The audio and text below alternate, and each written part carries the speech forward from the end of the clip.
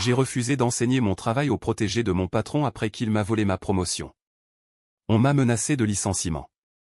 J'ai démissionné sans hésiter et j'ai vu son empire professionnel s'effondrer pièce par pièce. Je n'aurais jamais imaginé qu'une simple demande de promotion allait détruire ma vie professionnelle, jusqu'à ce que cela arrive.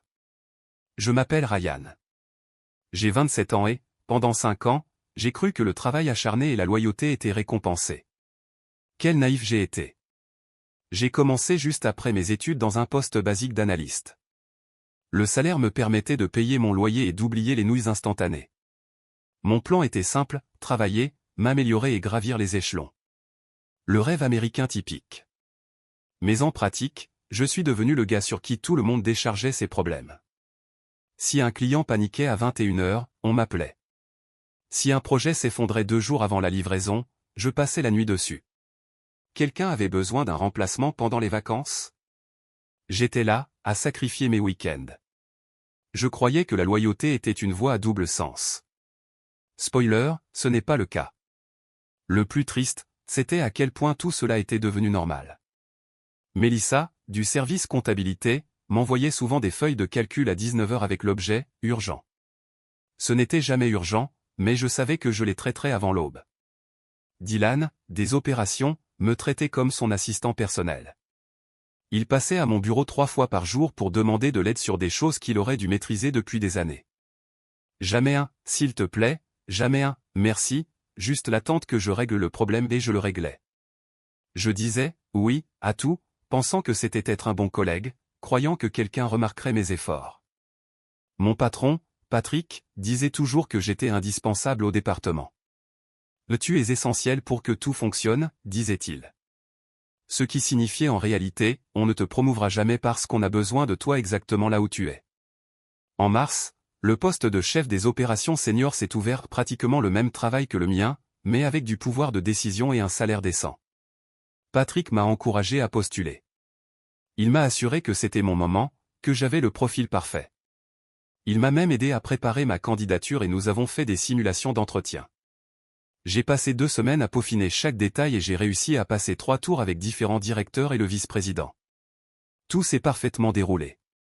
Après le dernier entretien, le vice-président m'a serré la main et a dit « Je pense que vous savez déjà comment cela va se terminer », avec un sourire comme si nous partagions un secret. Je suis sorti du bâtiment convaincu que j'avais enfin obtenu ce que j'attendais depuis si longtemps. Mais non, ils ont engagé Chloé. Elle n'était dans l'entreprise que depuis 14 mois et je le sais avec précision parce que c'est moi qui l'ai formée dès son premier jour.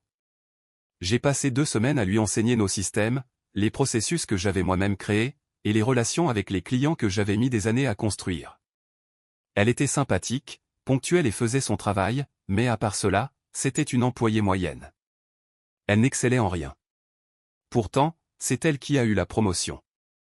Patrick m'a appelé dans son bureau un vendredi après-midi, et dès que j'ai vu son visage, j'ai su. Il avait cette expression de fausse empathie que les gens utilisent quand ils s'apprêtent à annoncer une mauvaise nouvelle. « Je voulais te le dire personnellement avant l'annonce », a-t-il commencé, feignant l'inquiétude. Nous avons décidé d'attribuer le poste de chef des opérations senior à Chloé. Je sais que ce n'est pas ce que tu espérais entendre, mais la décision était basée sur son expérience en leadership. Dans son précédent emploi, elle a dirigé une équipe, et cela lui a donné un avantage auprès des directeurs. Je l'ai regardé sans dire un mot, attendant qu'ils me disent qu'il y avait un autre poste disponible, quelque chose pour compenser le coût. Mais non. D'après eux, la femme qui me demandait de l'aide 3 fois par semaine pour répondre aux emails des clients avait plus d'expérience en leadership. Tout était très logique. Je n'ai pas eu envie de crier, de renverser son bureau ou de partir sur le champ. J'ai simplement hoché la tête et demandé si c'était tout. Patrick a soupiré de soulagement, content que je ne fasse pas de scandale, et a dit que je gérais la situation de manière très professionnelle, m'assurant qu'il y aurait plus d'opportunités à l'avenir. Je suis retourné à mon bureau. Je suis resté à fixer mon écran pendant 1 heure sans bouger, réalisant qu'ils avaient choisi quelqu'un que j'avais moi-même formé. Ce week-end-là, j'ai mis à jour mon CV, ouvert des sites d'emploi et commencé à planifier ma sortie. Si mon travail n'était pas valorisé ici, il le serait ailleurs. Lundi, je suis revenu déterminé à faire seulement le strict nécessaire. Plus d'heures supplémentaires, plus de couverture pour les autres, plus d'être le sauveur du département. Mon objectif était simple, faire mes heures, recevoir mon salaire et chercher un autre emploi pendant mon temps libre. Une sortie propre, sans drame, mais avec la certitude que je ne laisserai plus jamais personne profiter de mes efforts. Le lendemain matin, Patrick est apparu à mon bureau avant même que j'allume mon ordinateur. Signe que quelque chose de mauvais allait arriver. Il n'arrivait jamais avant 9 heures, sauf si quelque chose allait devenir mon problème. « Tu as une minute ?» a-t-il demandé, se dirigeant directement vers la salle de réunion sans attendre de réponse. Je l'ai suivi en silence.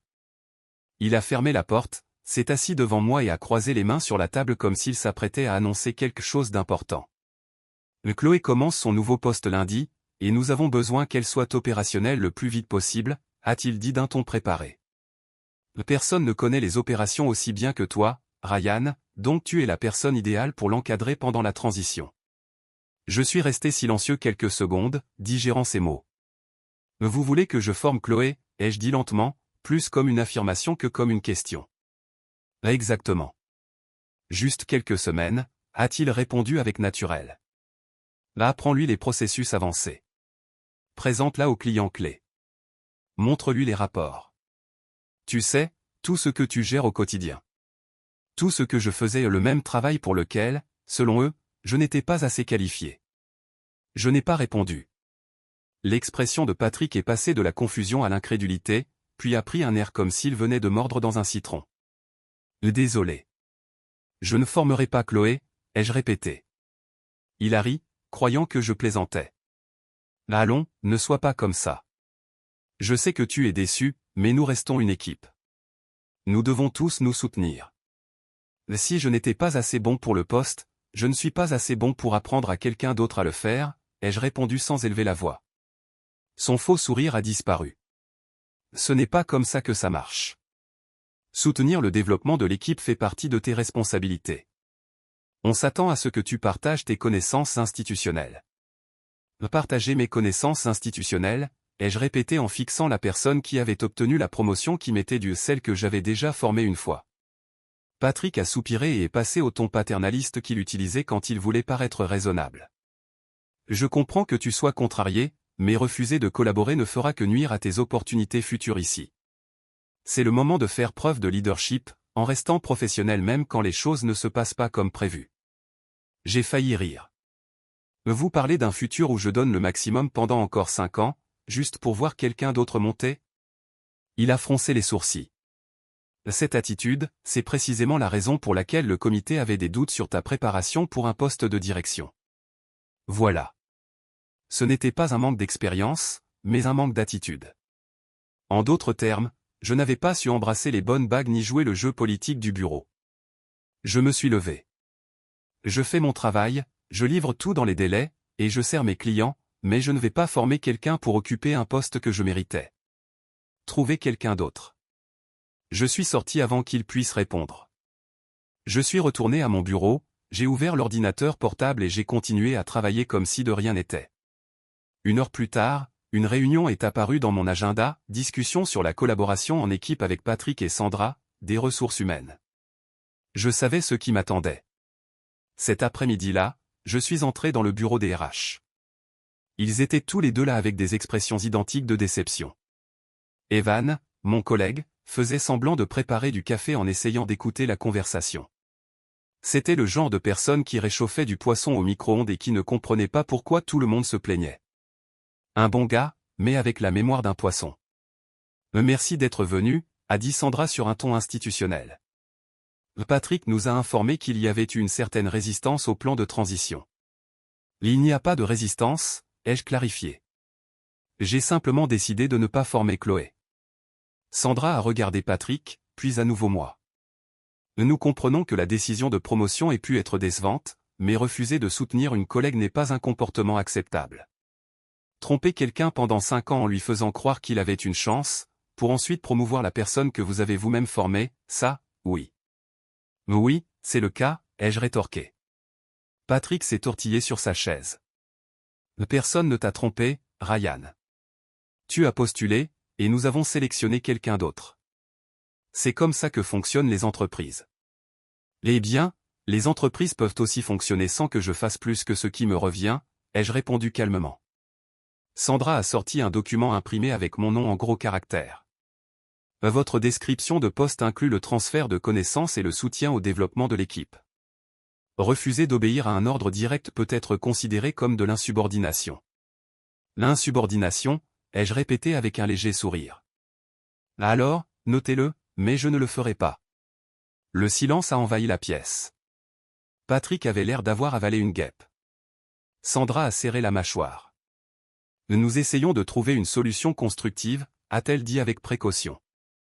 Mais si vous insistez pour ne pas suivre les directives, nous devrons prendre des mesures disciplinaires. Faites ce que vous avez à faire, ai-je répondu. Je continuerai à faire mon travail, mais pas celui de quelqu'un d'autre. Je suis sorti en sachant que je venais de mettre une cible dans mon dos, et pourtant, je me sentais libre. J'en avais assez de me plier en quatre pour satisfaire ceux qui me voyaient comme une ressource remplaçable.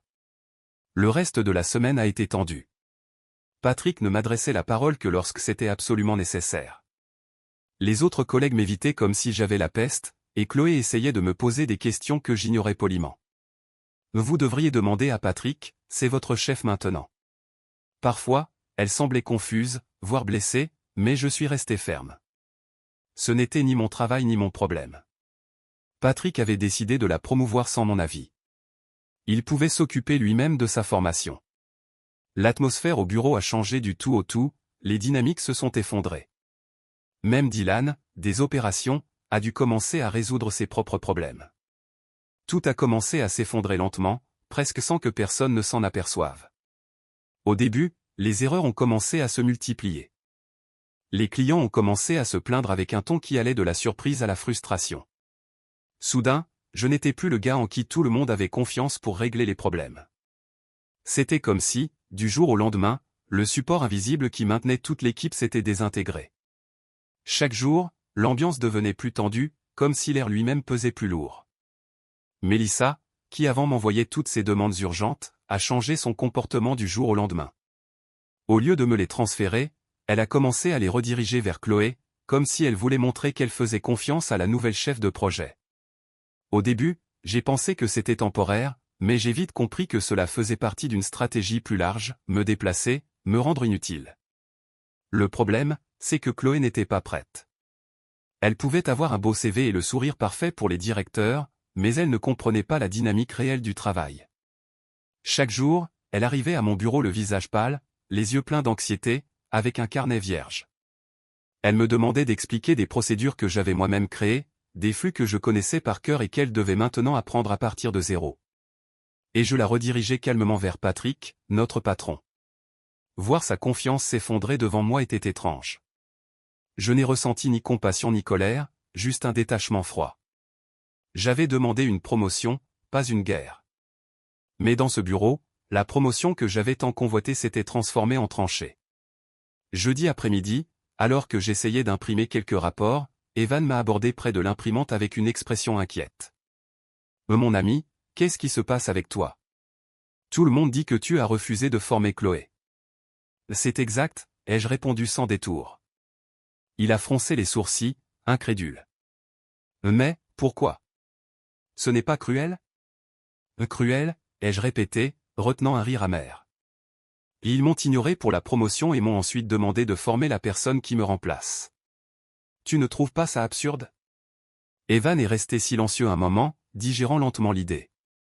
Je l'ai regardé essayer de connecter les points dans sa tête. Eh bien, oui, a-t-il finalement dit. Vu comme ça semble injuste. Mais, tu pourrais quand même l'aider, non?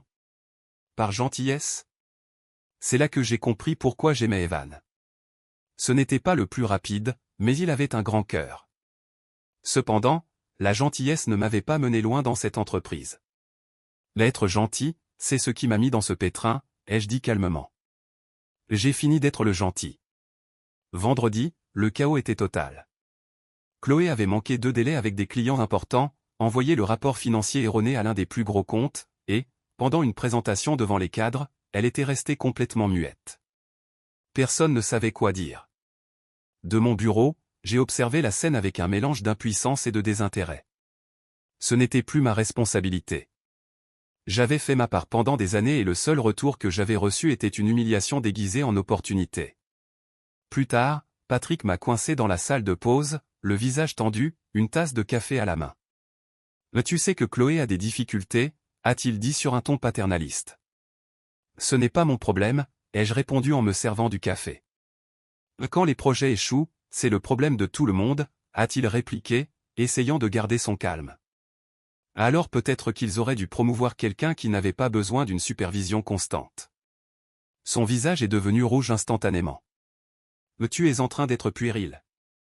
Je suis professionnel, ai-je contesté avec sérénité. Je fais mon travail, et rien de plus. Ce soir-là, sur le chemin du retour, mon téléphone a sonné. C'était un recruteur qui avait vu mon profil en ligne. Il a parlé d'une entreprise avec une meilleure ambiance, un salaire plus élevé, surtout, de réelles possibilités d'évolution. Cela paraissait trop beau pour être une coïncidence. Nous avons fixé un entretien pour la semaine suivante, et cet appel a marqué le moment où j'ai cessé de me sentir pris au piège. Lundi, dès mon arrivée au bureau, j'ai reçu une invitation dans mon agenda avec l'objet « Réunion sur les performances ». Je n'ai pas eu besoin de réfléchir longtemps pour savoir de quoi il s'agissait. Soit ils allaient me licencier, soit ils allaient essayer de m'effrayer avec un plan d'amélioration. Dans tous les cas, je savais déjà ce que j'allais faire. Je suis entré dans la salle de réunion avec la tranquillité de quelqu'un qui a déjà pris sa décision.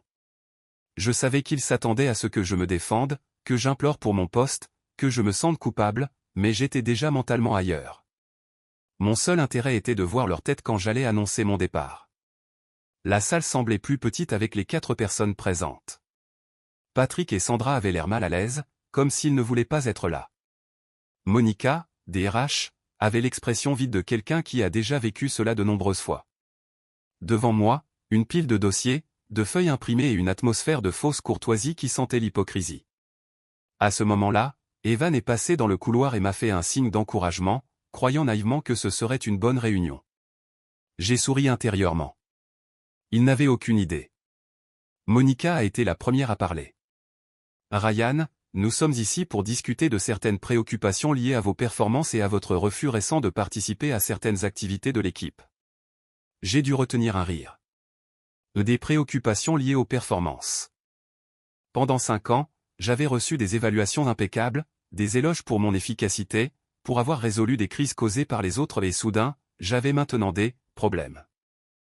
Quel genre de préoccupations, exactement, ai-je demandé. Monica a feuilleté ses papiers, faisant semblant de chercher quelque chose d'important. Nous avons documenté plusieurs incidents de manque de coopération, de non-exécution des tâches assignées et une attitude qui affecte le moral de l'équipe. Les tâches assignées font référence à former Chloé, ai-je répondu sans hésiter. Patrick est intervenu d'une voix forcée, entre autres choses, tu as participé moins au projet collaboratif. Plusieurs collègues ont rapporté ton énergie négative. C'était la perle du jour. L'énergie négative, ai-je dit en souriant.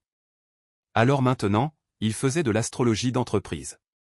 Les mêmes collègues qui me surchargeaient avant étaient irrités parce que j'avais arrêté de le faire gratuitement. Surprenant. Sandra est intervenue avec son ton toujours altier, il ne s'agit pas de travail supplémentaire, Ryan. Il s'agit de travailler en équipe et de soutenir les objectifs de l'entreprise. Alors, clarifions une chose, ai-je répliqué. Quels sont mes objectifs? Pourquoi? Pour autant que je sache, je n'ai pas été promu manager. Ma responsabilité est de faire mon travail, et cela, je le fais avec précision, sans une seule erreur. Monica a baissé les yeux, tourné des pages, cherché des données, et essayé de trouver une preuve qui n'avait jamais existé. Finalement, elle a dit, d'une voix préparée, nous allons vous placer en plan d'amélioration de la performance pendant 60 jours. Vous devrez montrer des progrès concrets en matière de collaboration et de réceptivité aux directives. Le célèbre PIA, la sentence corporative déguisée en salut. 2 mois d'observation où la moindre erreur devient le prétexte parfait pour un licenciement documenté. C'est alors que j'ai sorti de mon sac une enveloppe et l'ai posée sur la table avec calme. Qu'est-ce que c'est? A demandé Patrick. Ma lettre de démission, ai-je dit sans hésiter. Le silence qui a suivi était glorieux. Monica est restée sans voix, la bouche entr'ouverte. Patrick m'a regardé comme s'il avait reçu un coup de poing. Sandra respirait à peine, observant l'enveloppe comme si elle allait exploser. Vous ne pouvez pas démissionner comme ça, immédiatement, a bégayé Patrick. Vous devez donner un préavis de 2 semaines. En réalité, l'emploi est à volonté, ai-je répondu avec sérénité. Je peux partir quand je veux, tout comme vous pouvez me licencier quand vous voulez. Monica a essayé de retrouver sa contenance. Sans préavis formel, vous serez considéré comme non réembauchable. De plus, vous aurez besoin de références. Je n'ai besoin de rien de cette entreprise, ai-je dit en me levant. J'ai déjà un autre emploi de garantie. Ce n'était pas tout à fait vrai. J'avais seulement un entretien, pas une offre formelle, mais il n'avait pas besoin de le savoir. Je me suis levé, ai pris la lettre de démission et l'ai placée devant Monica, qui me regardait avec un mélange de surprise et d'irritation. Je m'en vais. Envoyez-moi les papiers de fin de contrat par email. Patrick s'est également levé brusquement. Vous ne pouvez pas partir comme ça, a-t-il rétorqué d'un ton autoritaire. Vous avez des projets en cours. Nous avons besoin de temps pour la transition. Je l'ai regardé calmement. Vous auriez dû y penser avant de me mettre en plan d'amélioration. Tout mon travail est documenté dans les dossiers partagés. Débrouillez-vous. Patrick a haussé le ton, rouge de frustration. C'est complètement irresponsable. Je n'ai pas répondu. C'est de la survie. Je suis sorti de la salle sans me retourner. J'ai marché jusqu'à mon bureau et j'ai commencé à ranger mes affaires, des photos personnelles, ma tasse de café et même la graffeuse de qualité que j'avais apportée de chez moi. Cela m'a pris une dizaine de minutes. L'ambiance était si silencieuse qu'on entendait le bourdonnement des lumières.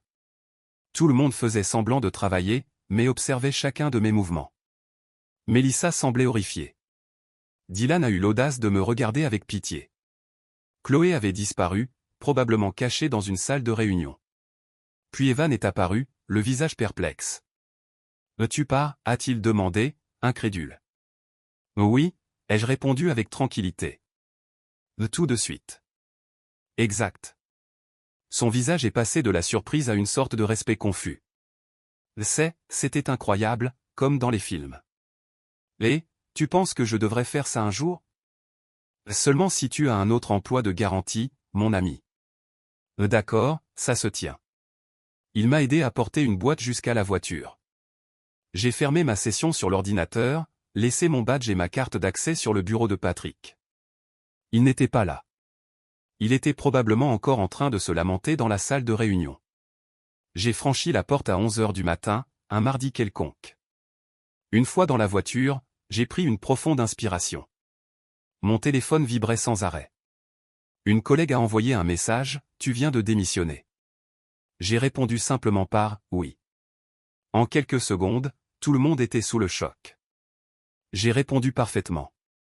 J'ai démarré le moteur, roulé jusqu'à chez moi et, pour la première fois en 5 ans, mon esprit n'a pas pensé au travail une seule seconde. Ce qui est arrivé ensuite était un spectacle digne d'être vu. Mélissa me tenait au courant. Chloé était submergée par les tâches en suspens. Les projets s'accumulaient, les délais étaient manqués et les clients exigeaient des explications parce que personne ne trouvait les rapports. Le système de classement que j'avais créé s'est révélé être un labyrinthe incompréhensible pour les autres, et les guides que j'avais laissés ne servaient à rien parce qu'ils n'avaient jamais été lus. Les mises à jour hebdomadaires que j'avais automatisées, personne ne savait plus les exécuter. Les relations avec les fournisseurs se sont effondrées. Ils n'avaient plus de contact ni d'historique de négociation. Un client important a menacé de résilier son contrat parce que Chloé avait envoyé les données du mauvais trimestre. Un autre a exigé une réunion avec les directeurs après que le suivi des livraisons soit resté inactif pendant 3 jours. Dylan, en essayant de résoudre quelque chose que je faisais en quelques minutes, a réussi à supprimer une copie complète de la base de données. Patrick a essayé de m'appeler 2 fois, laissant des messages vocaux. Il me demandait de reconsidérer ma décision, d'organiser une transition, même de prendre un café pour discuter. J'ai tout effacé. Quelques jours plus tard, Monica m'a envoyé un email me demandant de participer à un entretien de départ. J'ai répondu, tout le matériel de l'entreprise a été restitué. Envoyez-moi les documents nécessaires pour signature électronique. 2 semaines plus tard, Mélissa m'a écrit de nouveau. Chloé a démissionné. Quoi? Démissionné? Oui. Elle n'en pouvait plus. Elle rentrait chez elle à minuit tous les jours et était quand même en retard. Les clients se plaignaient. Patrick la pressait sans arrêt. Elle est partie sans préavis. J'ai ri. Alors maintenant, il n'avait personne. Personne. Et Patrick perdait la tête. Ils essayaient de répartir son travail entre 3 personnes, et aucune ne savait par où commencer. Parfait, ai-je dit. Pendant le mois suivant, les nouvelles étaient de mieux en mieux pour moi, et de pire en pire pour eux. Le département s'effondrait, les clients résiliaient, les employés démissionnaient, les projets échouaient. Les directeurs exigeaient des explications, mais le chaos était irréversible. Pendant ce temps, j'avais déjà trouvé un emploi dans une entreprise qui valorisait réellement les compétences. Voir mon ancien lieu de travail s'effondrer à distance était un plaisir indescriptible même s'il manquait encore la meilleure partie. 3 jours après ma démission, j'étais chez moi à me détendre pour la première fois depuis des années. Quand le téléphone a sonné, c'était ma mère. J'ai laissé sonner, mais je savais qu'elle insisterait, alors j'ai répondu « Qu'est-ce qu'il y a ?» C'est la première chose que j'ai dite, sans même saluer. « Bonjour à toi aussi », ai-je répondu avec ironie. « Ne sois pas sarcastique avec moi. Ton frère m'a dit que tu avais quitté ton travail. » C'est vrai ? Bien sûr, Brandon, l'enfant doré. 3 ans de plus que moi, la fierté de papa, l'ange de maman. Il ne faisait jamais rien de mal. Diplômé en finance, des études entièrement payées par mes parents, alors que je travaillais à mi-temps pour financer les miennes. Il a obtenu un poste dans l'entreprise d'un ami de mon père. Moi, j'ai dû envoyer plus de 200 CV. Chacune de mes réussites était toujours éclipsée par les siennes. Si j'entrais au tableau d'honneur, lui apparaissait sur la liste du doyen. Si j'obtenais une bourse, lui n'en avait pas besoin. Quand j'ai acheté ma première voiture avec mes économies, Brandon en a reçu une neuve en cadeau de diplôme. La comparaison était constante, épuisante. Oui, c'est vrai, ai-je finalement répondu à ma mère. Et pourquoi ferais-tu quelque chose d'aussi irresponsable ? Tu sais combien il est difficile de trouver un emploi aujourd'hui ? Tu ne peux pas jeter 5 années à la poubelle juste parce que tu n'as pas obtenu ce que tu voulais. Il ne s'agissait pas de ne pas obtenir ce que je voulais. On m'a ignoré et on m'a ensuite demandé de former mon remplaçant. Ce n'est pas une question de caprice, c'est une question de respect. C'est la vie, a-t-elle répliqué en haussant le ton. Les choses ne se passent pas toujours comme on l'espère. Il faut tenir bon, ne pas fuir. J'ai entendu la voix de mon père en arrière-plan marmonnant quelque chose, jusqu'à ce qu'il prenne le téléphone. « Écoute », a-t-il dit de ce ton calme qu'il utilisait quand il était vraiment en colère. « Ta mère et moi n'avons pas élevé un lâche. » Lâche, quel mot ironique. Venant de quelqu'un qui a passé 35 ans dans la même fonction publique, convaincu que la loyauté envers une entreprise était une vertu et non une chaîne. Je ne suis pas un lâche, ai-je dit fermement. Je suis parti d'un environnement toxique. Tu es parti sans avoir un autre emploi, a-t-il répliqué avec dédain. C'est irresponsable. J'avais quelques entretiens prévus, ou du moins c'est ce que je voulais que mes parents croient. La vérité, c'est que j'avais seulement eu quelques conversations préliminaires et un appel en attente, rien de certain encore. Mais je ne voulais pas entendre un autre sermon sur la stabilité ou sur les opportunités qu'on laisse passer. Ma mère a repris le contrôle de la conversation comme s'il s'agissait d'une réunion de crise familiale. « Ryan, tu dois appeler ton ancienne entreprise », a-t-elle dit de ce ton qui mélangeait inquiétude et autorité. « Présente tes excuses, explique que c'était une erreur. Il est encore temps de récupérer ton poste. » J'ai laissé échapper un rire incrédule, amer. « Vous plaisantez ? Ils ont essayé de me mettre en plan d'amélioration de performance inventé de toutes pièces pour justifier de ne pas me promouvoir. Pourquoi diable je retournerais là-bas ? Mon père est intervenu, avec cette autorité silencieuse qu'il utilisait toujours pour clore toute discussion. Parce que tu n'as rien de garanti, Ryan. Et parce que partir comme ça te fait passer pour impulsif et instable. Dans ce milieu, les apparences sont tout. Tu crois que les autres entreprises ne vont pas l'apprendre ? Ces mots m'ont touché plus que je ne voulais l'admettre. Mais qu'est-ce que tu veux dire par les autres entreprises vont l'apprendre, ai-je demandé, même si une partie de moi craignait déjà la réponse. Le silence était si épais que j'entendais le bourdonnement du réfrigérateur en arrière-plan. Finalement, ma mère a parlé, évitant de me regarder directement. Ton frère connaît des gens du secteur. Il essaie juste de t'aider, mon chéri. M'aider comment, ai-je demandé, sentant mon estomac se serrer. Un autre silence gênant. Mon père s'est raclé la gorge avant de répondre. Il a pris contact avec quelques collègues. Il veut s'assurer que tout ça ne nuise pas à ta réputation. Je suis resté figé. Tu es en train de dire que Brandon parle de moi avec d'autres entreprises. Ma mère a répondu sur un ton défensif, presque agacé. N'exagère pas, il fait juste du réseau. C'est ce que font les frères, ils se soutiennent. Tu devrais le remercier de s'inquiéter. J'ai coupé la communication sans dire un mot de plus. J'ai juste regardé l'écran du téléphone, ressentant un mélange de colère, de trahison et d'impuissance. Brandon devait raconter sa propre version des faits, me dépeignant comme un employé immature ou avec des problèmes d'attitude. Je l'ai appelé immédiatement. Il a répondu au troisième coup, la voix détendue, feignant la normalité. « Hé, maman t'a appelé. »« Oui, et je veux savoir ce que tu fabriques. »« De quoi tu parles ? » ?»« Ne fais pas l'idiot. Pourquoi tu parles de moi à des gens ? » Il a soupiré, comme si j'étais un enfant qui ne comprenait rien. « Ryan, j'essaie de t'aider. Je connais des gens dans le secteur logistique. Je fais de la gestion de crise. » « Gestion de crise, ai-je répété, incrédule. »« Oui. Parce que tu as quitté un emploi sans préavis. Ça fait très mauvais effet. J'essaie juste d'arrondir les angles avant que d'autres portes ne se ferment. » Ma voix a tremblé entre colère et frustration. « Je n'ai pas besoin que tu manipules quoi que ce soit. Reste en dehors de ma carrière. »« Mais quelqu'un doit faire l'adulte ici, » a-t-il répliqué avec ce ton arrogant qu'il utilisait toujours pour se sentir supérieur. Tu agis de façon émotionnelle sans penser aux conséquences ? Je n'ai pas besoin de ta protection, ai-je répondu entre mes dents. J'ai juste besoin que tu arrêtes de te mêler de ma vie. Ça devient mon problème quand tu donnes une mauvaise image de la famille. Il a contre-attaqué. Maman et moi devrons donner des explications à tous nos amis sur pourquoi notre fils a démissionné comme un adolescent capricieux. C'est là que j'ai tout compris. Il ne s'agissait pas de moi ou de mon avenir. C'était de la façon dont mes décisions affectaient leur image et leur réputation.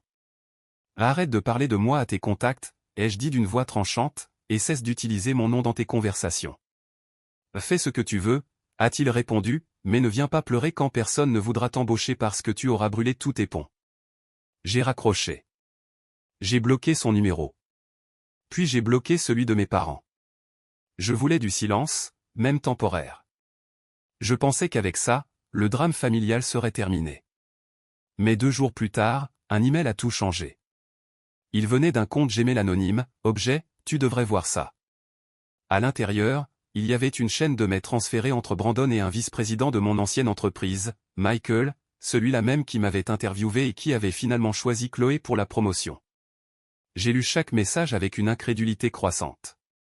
Les emails dataient de semaines avant ma démission. Brandon demandait des nouvelles de ma performance, si je montrais des signes de stress ou de problèmes d'attitude. Michael a d'abord été diplomatique, mais Brandon a insisté avec son ton de fausse inquiétude, disant qu'il était préoccupé par mon bien-être. Finalement, Michael a cédé, a parlé du processus de promotion, a expliqué qu'ils avaient choisi quelqu'un d'autre et que je n'avais pas bien réagi à la nouvelle. Il a même mentionné que j'avais résisté à former ma remplaçante, puis sont venues les paroles qui m'ont rendu malade. On dirait que Ryan a toujours eu du mal avec l'autorité. Il a peut-être besoin d'un peu de discipline pour mûrir. Je me suis levé si vite que j'ai failli faire tomber ma chaise. J'ai couru aux toilettes et me suis penché sur la cuvette. Je n'avais rien dans l'estomac, mais les vomissements ne s'arrêtaient pas. Quand les tremblements se sont calmés, je me suis laissé tomber sur le sol froid, regardant le plafond, essayant de comprendre comment ma propre famille pouvait me faire ça. J'ai sauvegardé les emails dans un dossier crypté et, sans réfléchir à 2 fois, j'ai appelé un avocat. Daniel, un spécialiste en droit du travail avec une excellente réputation, m'a reçu le lendemain dans son bureau. C'était un homme d'âge moyen, aux cheveux gris poivre et sel et au regard inspirant confiance. Il a examiné attentivement les emails et, après quelques minutes, a souri avec un mélange de surprise et de satisfaction. « C'est très grave », a-t-il dit en tournant l'écran vers moi. « Pour eux, pas pour vous. »« Je peux porter plainte ?» ai-je demandé, incrédule. « Bien sûr. L'entreprise a enfreint les lois sur les représailles, et l'intervention de votre frère démontre une coordination, ce qui aggrave leur position. Il a accepté mon dossier avec des honoraires conditionnels. Je n'aurai rien à payer tant que je n'aurai pas gagné. » Pour la première fois depuis des semaines, j'ai senti que je reprenais un peu de contrôle. Alors que Daniel préparait la poursuite judiciaire, je continuais à essayer de reconstruire ma vie professionnelle. J'ai postulé à plusieurs postes, préparé un nouveau CV et participé à des entretiens.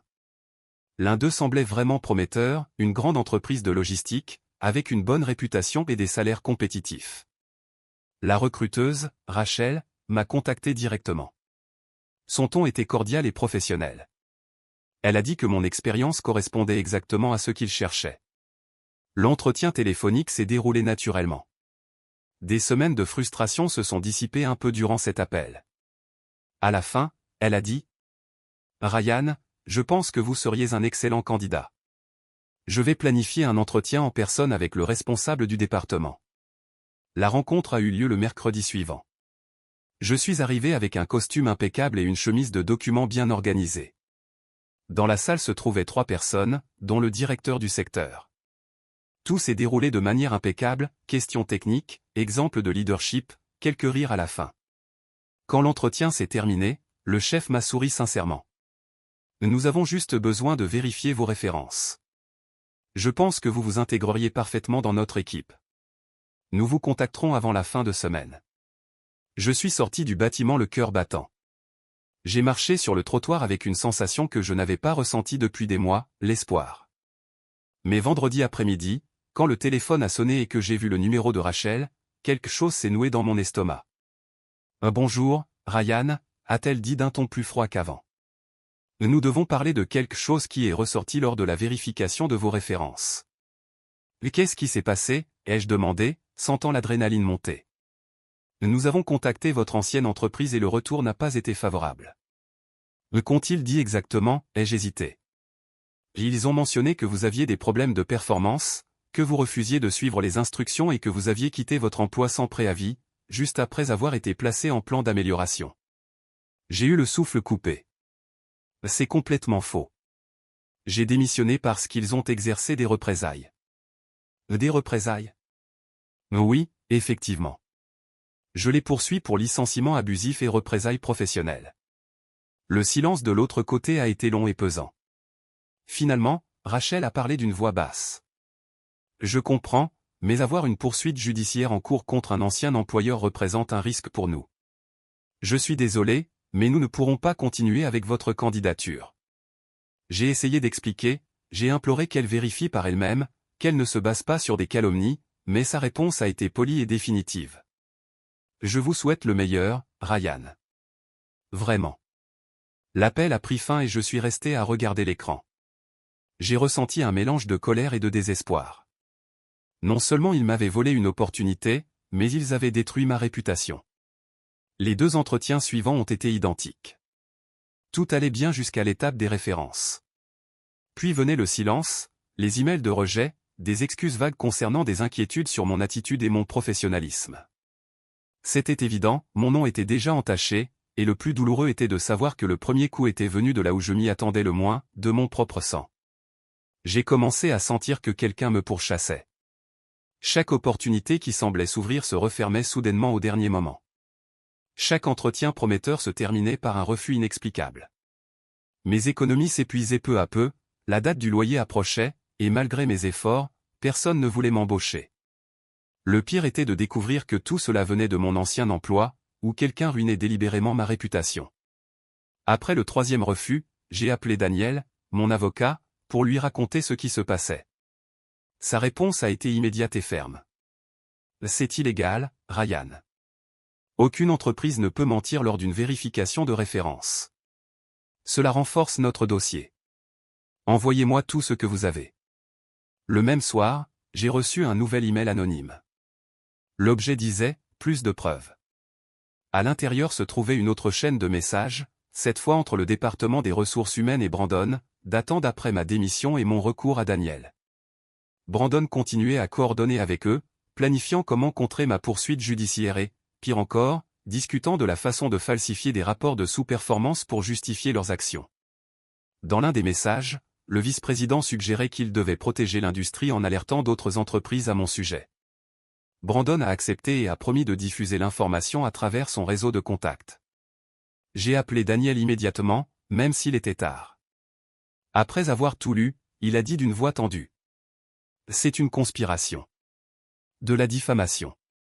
Une ingérence dolosive dans votre vie professionnelle. Ils sont finis. Et il a ajouté. Brandon participe activement. C'est totalement dénonçable. Le lundi suivant, Daniel a présenté un amendement à la plainte, incluant Brandon comme codéfendeur. Le mardi, les avocats de mon ancienne entreprise appelaient déjà, essayant de trouver un accord. Daniel a catégoriquement refusé. Le mercredi, j'ai reçu un appel d'un numéro inconnu. Je l'ai laissé aller sur la boîte vocale. C'était ma mère, utilisant un autre téléphone, car j'avais déjà bloqué le sien. Sa voix était furieuse. Tu as poursuivi ton propre frère en justice. Si tu continues comme ça, tu vas te couper de cette famille. Je n'ai pas répondu. Sa position était désormais très claire. Une semaine plus tard, Samantha et Michael, deux anciens employés de l'entreprise, ont contacté Daniel. Tous deux avaient vécu des situations similaires à la mienne. Samantha y avait travaillé pendant 7 ans avant de remettre en question un ordre de la direction qui semblait illégal.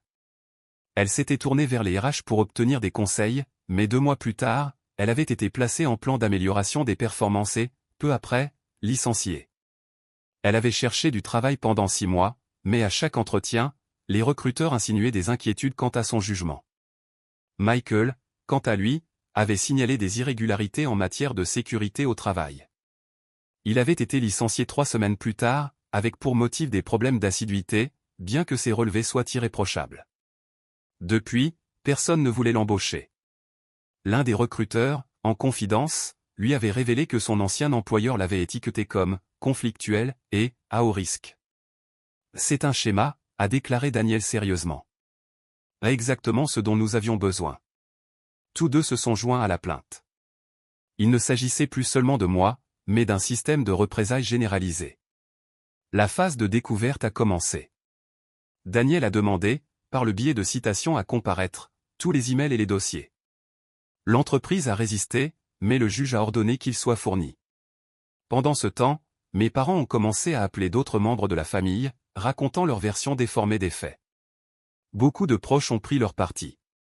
J'ai reçu des messages m'accusant d'être vengeur et de ruiner la vie de Brandon. La seule personne qui a accepté de m'écouter était Nathalie, ma cousine. Nous nous sommes donné rendez-vous dans un café. Ton père a déjà fait ça avant, a-t-elle avoué en remuant son café. Saboter des gens, je veux dire, tu te souviens quand j'ai postulé à ce programme de formation après le lycée? J'ai acquiescé vaguement.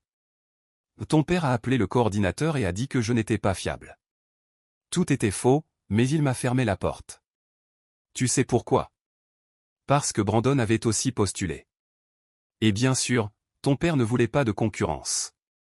Brandon a été accepté, et moi, j'ai fini par travailler dans un magasin pendant 3 ans. J'ai senti un nœud dans mon estomac.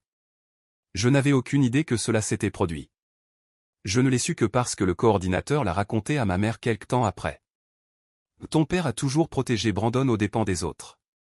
3 semaines plus tard, les boîtes contenant les documents demandés sont arrivées, des milliers de pages imprimées. Ce que nous y avons trouvé était dévastateur, une liste intitulée « Ne pas réembaucher », avec des codes à côté de chaque nom. Mon nom y figurait avec l'étiquette « litigieux ». Alerter les autres. Samantha et Michael y figuraient également, tous catalogués comme problématiques, mais le pire était encore à venir. Les emails montraient que le département des ressources humaines entretenait une communication constante avec d'autres grandes entreprises du secteur. Échange d'informations sur les employés, conflictuels, créant un véritable réseau de listes noires professionnelles. Daniel m'a appelé ce soir-là. C'est bien plus vaste que ce que nous imaginions. Nous allons nous attaquer à tout le réseau. Nous pouvons faire ça, ai-je demandé. Nous pouvons essayer. Ça sera compliqué. Ça ne m'importe pas, ai-je répondu. Ils ont détruit des carrières entières. Quand l'ampleur de l'affaire est devenue publique, mes parents sont devenus fous. Ils ont essayé de me joindre depuis plusieurs numéros.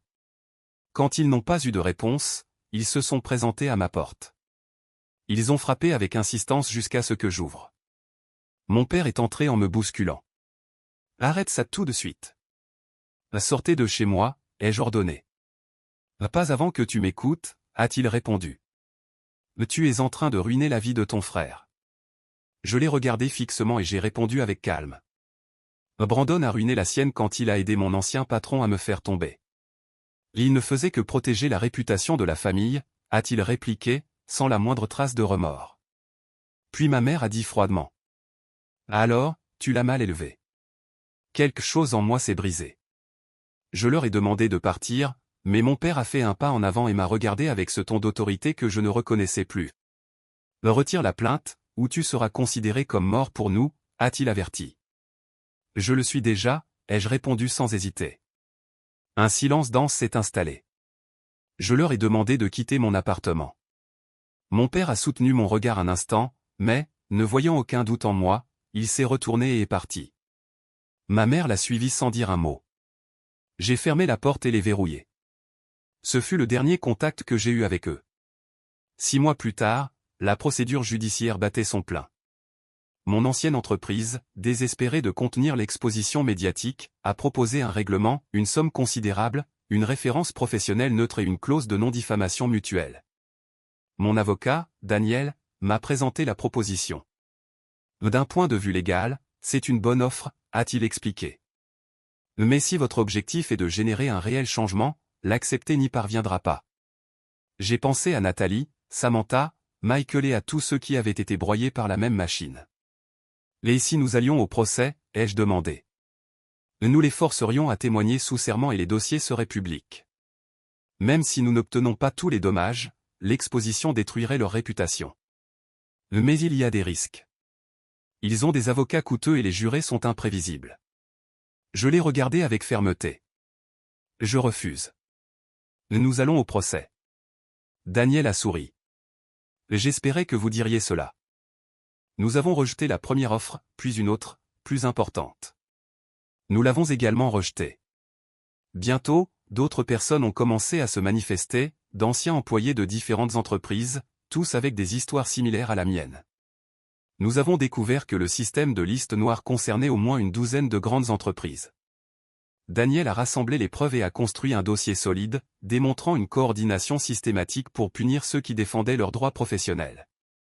La presse locale a immédiatement repris l'information, accusant les grandes entreprises d'opérer un réseau illégal de blocage professionnel. Mon ancienne entreprise a paniqué. D'autres ont commencé à céder, certaines ont présenté des excuses publiques, d'autres ont modifié leur politique en silence. Mais la mienne, ainsi que Brandon, a décidé de résister. Nous sommes donc allés au procès. Daniel a présenté chaque preuve avec une précision chirurgicale, email, registre, liste, témoignages de Samantha et Michael. Tout formait un schéma incontestable. Les avocats de la défense ont tenté de nous discréditer, nous dépeignant comme d'anciens employés aigris. Puis est arrivé le moment clé, le témoignage de Brandon. Voir son tremblement dans la salle d'audience a été presque cathartique. Daniel l'a démonté pièce par pièce, affichant les emails dans lesquels Brandon suggérait des stratégies pour documenter de faux problèmes de performance, proposait de diffuser des informations négatives et coordonnait avec le vice-président pour entacher des réputations. Le point de rupture a été un email daté 2 jours après ma demande de promotion.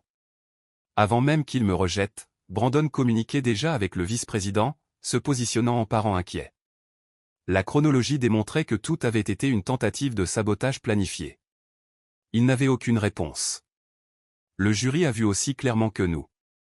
Le procès a duré 3 semaines. Le jury a délibéré pendant 2 jours et a rendu son verdict, coupable de licenciement abusif, de représailles, de diffamation et de conspiration. Le juge a accordé une compensation significative, non seulement pour moi, mais aussi pour Samantha et Michael, ainsi que des dommages punitifs. Mais la véritable victoire est survenue après, le jugement a été rendu public. La nouvelle s'est répandue comme une traînée de poudre. Mon ancienne entreprise ne s'en est jamais remise. Sa réputation a été détruite. En moins d'1 an, ils ont déclaré faillite. Le vice-président a démissionné, couvert de honte. Patrick a été licencié. Brandon a tout perdu. Sa propre entreprise l'a évincé, et personne ne l'a jamais embauché à nouveau. Mes parents ne se sont jamais excusés, ils ont simplement coupé tout contact. Nathalie m'a raconté qu'il racontait aux gens que j'étais mentalement instable. Je m'en fichais. J'avais reconstruit ma vie, j'avais un meilleur emploi, de la stabilité, et l'indemnisation m'a permis de payer mes dettes et de créer un fonds d'urgence. Mais le plus important a été de retrouver quelque chose qu'on ne m'avait jamais donné, le respect de moi-même. Beaucoup m'ont dit que j'aurais dû laisser le passé derrière moi, que garder du ressentiment n'était pas sain, mais ces personnes n'ont jamais été trahies par leur propre famille, ni vu leur carrière détruite de l'intérieur. J'ai choisi de me battre et j'ai gagné, non seulement pour moi, mais pour tous ceux qui ont été réduits au silence. 2 ans après le verdict, je reçois encore des messages de personnes ayant souffert du même système, me remerciant de l'avoir exposé. Savoir qu'elles ont retrouvé leur carrière en valait la peine. Il y a quelques mois, j'ai rencontré Evan par hasard dans un café. Il travaillait toujours dans le secteur de la logistique, mais dans une autre entreprise.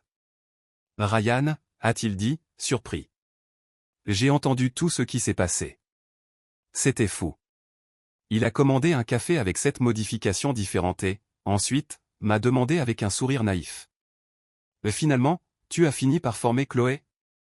Je n'ai pas pu m'empêcher de rire. « Non, Evan, je ne l'ai jamais fait. »« Ah, alors c'est logique que tout se soit effondré », a-t-il répondu sérieusement. « Probablement, ai-je répondu. » Il a hoché la tête d'un air sage, a fait une pause et a demandé. « Tu es encore en colère contre tous ?»« Contre certains, oui, ai-je répondu. »« Ça se comprend, a-t-il dit. »« Moi aussi, je le serais, si je comprenais ce qu'ils t'ont fait. » Nous nous sommes quittés avec un geste tranquille. Je l'ai regardé partir et j'ai réalisé qu'il avait raison, je ne portais plus le même poids. Malgré la douleur d'avoir perdu ma famille, malgré tout l'épuisement, j'étais en paix, parce que j'avais appris à ne pas confondre loyauté et mission, ni sacrifice et respect. Mes parents continuent de ne pas me parler. La dernière fois que j'ai eu de leurs nouvelles, ils disaient que Brandon était la victime et que je l'avais ruiné par rancune. Qu'ils pensent ce qu'ils veulent, les documents judiciaires racontent une autre histoire. Nathalie m'a récemment confié que Brandon occupe un emploi basique dans un autre État, complètement banni du secteur de la logistique. L'ironie m'a fait sourire. Patrick s'est retrouvé dans une entreprise plus petite, à un poste inférieur. Selon Mélissa, il a vieilli de 10 ans en seulement 1 an. Le karma a son propre rythme. Et Chloé, d'après ce que j'ai entendu, a complètement abandonné le secteur. Elle n'a pas supporté le regard des autres quand il a été révélé comment elle avait obtenu la promotion. Il s'est avéré que Patrick essayait de sortir avec elle. Ce sourire du vice-président pendant mon dernier entretien confirmait tout. Tout n'était qu'une mascarade déguisée en mérite professionnel. Les dossiers de l'affaire ont rendu cela évident. On ne m'a pas choisi par manque de leadership, mais parce que Patrick a manipulé les directeurs tout en me sabotant dans l'ombre, obsédé par une femme qui ne le voulait même pas. Samantha et Michael ont utilisé leur compensation pour fonder un cabinet de conseil en logistique. Ils m'ont proposé d'en devenir associé, mais j'ai décidé de ne pas retourner dans ce monde. J'avais besoin de distance, de silence, et d'un environnement où les gens ne mesuraient pas la valeur des autres à l'aune de ce qu'ils pouvaient en exploiter. Avec le temps, j'ai déménagé dans une autre ville. Ce ne fut pas une décision impulsive, mais une manière de recommencer à zéro, sans les ombres du passé. J'ai trouvé une entreprise plus petite, avec une équipe honnête, où le respect n'était pas une faveur, mais la norme. Mon patron actuel, un homme sensé, valorise les résultats plus que les apparences. Pour la première fois depuis longtemps, je sens que mon travail a un véritable but. J'ai investi une partie de l'argent du procès. Le reste m'a servi à rembourser mes dettes et à aider d'anciens collègues qui, comme moi, avaient été marginalisés par ce système. Aujourd'hui, j'ai de la stabilité, mais surtout, j'ai la paix. De temps en temps, quelqu'un du passé m'écrit. Certains pour me féliciter, d'autres par simple curiosité. Parfois, ils mentionnent Brandon, Patrick, ou même Chloé. Ils disent que leurs vies n'ont plus jamais été les mêmes, que l'industrie ne les regarde plus du même œil. Je ne me réjouis pas de leur chute, mais cela me réconforte de savoir que les conséquences ont finalement rattrapé ceux qui ont agi sans éthique. Mes parents continuent de ne pas me rechercher, et même si une partie de moi le regrette, j'ai compris que certaines pertes libèrent. Je n'ai pas besoin qu'ils croient en moi, qu'ils me pardonnent, ou qu'ils m'aiment par obligation. J'ai appris que la famille peut aussi être composée de ceux qui te respectent, et pas seulement de ceux qui partagent ton nom de famille. Parfois, je me lève tôt, je prépare un café et je relis les anciens emails du procès, non par nostalgie, mais pour me rappeler que j'ai survécu. Tout ce qu'ils ont détruit, je l'ai reconstruit de mes propres mains et, surtout, j'ai compris que la dignité ne se négocie pas. Aujourd'hui, je marche sans peur. Commentaire Monsieur Reddit. Alors, les enfants, La morale de l'histoire est la suivante, si vous êtes trop doué à votre travail, méfiez-vous. On ne vous promouvra pas, on vous utilisera pour former le remplaçant qui a couché avec le patron. Mais rassurez-vous, car au final, le karma est un comptable d'heures sup qui ne se trompe jamais. Et souvenez-vous, la famille, c'est tout, jusqu'à ce qu'elle devienne votre propre liste noire personnelle. Bonne chance là-dedans.